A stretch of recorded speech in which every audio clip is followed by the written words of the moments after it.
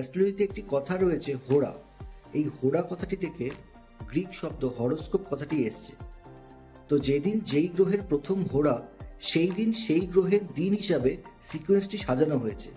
যেমন রবিবার সূর্যোদয়ের পরে প্রথম হোরা সূর্যের থাকে, রবিবারের ঠিক 24 ঘন্টা পরে চন্দ্রমার সূর্যোদয়ের পরে প্রথম হোরা আসে।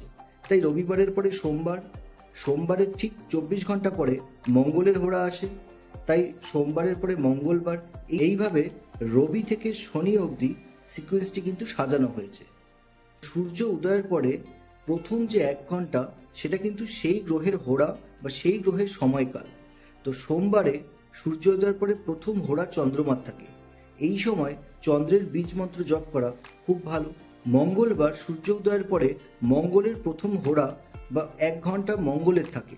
এই হিসেবে আমাদের সপ্তাহে 7টা দিনের সিকোয়েন্স সাজানো হয়েছে।